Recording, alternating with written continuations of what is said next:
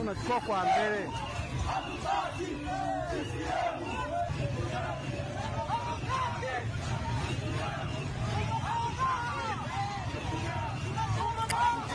Ni maandamano yaliyofanyika asubuhi ya leo, wafuasi wa John Heche wakimtaka aachiliwe mara moja, na pia wale wafuasi wa Humphrey Polepole.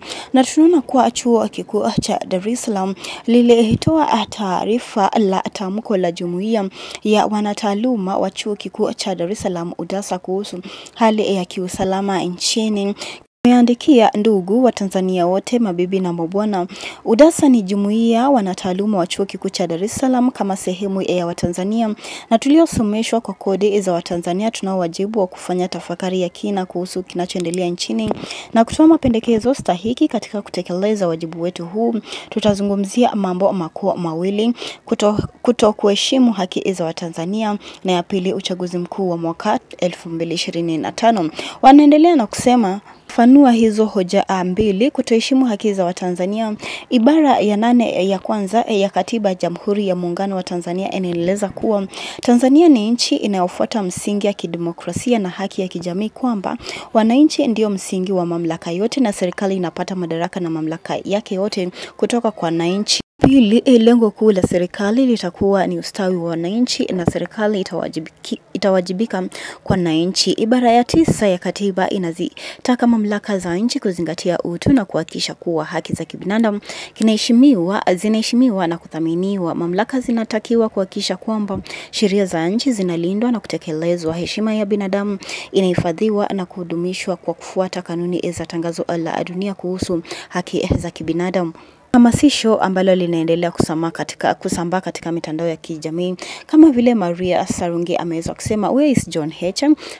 #free John Heche. We are now officially looking at #enforced disappearance by eternal, and the Suluhu Samia regime will be filing the UN human rights this case to ensure that the government of Tanzania responds to this high profile state abduction, assisting WGA Day. Kusikia maoni yako kutokana na hii hamasisho ya maandamano ama hamasisho ya #free John Heche na pia #free Humphrey Polepole, na pia wale waliokamatwa bila hatia yoyote na familia zao hali walipo. Kama vile huyo ameweza kusema, tunahofia usalama wa kaka yetu John Heche katikati ya njama za kumdhuru. Tunalitaka jeshi la polisi kutoa taarifa rasmi ya wapi na kwa nini wanamshikilia Heche. Hatutaki mzaha katika uhuru na uhai wake.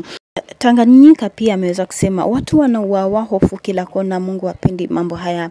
Bwana na shangazi, nikwambie tu ukweli, huyu mama kafanya sisi hatukuja kuamini tena wanawake katika uongozi wote, ila samahani, maana wewe uko very smart, ila most hatutakuja tena kuamini wanawake, watu wanakufa. Ana reply message ya Maria Asehai ambaye alisema kuwa uongozi wa Mama Samia Suluhu inastahili huru mwenyekiti ama naibu mwenyekiti wa Chadema John Heche na pia Humphrey Polepole. Asa Arungi ambaye pia ni mwanaharakati aliendelea kushutumu yale ambaye Samia aliweza kusema, kwa maana jana Rais Samia aliweza kusema na wasidanganywe na watu wenye nia ovu na kuiharibu nchi yao, na kuwa tarehe 29 kila mtu ende kupiga kura na wasiandamane.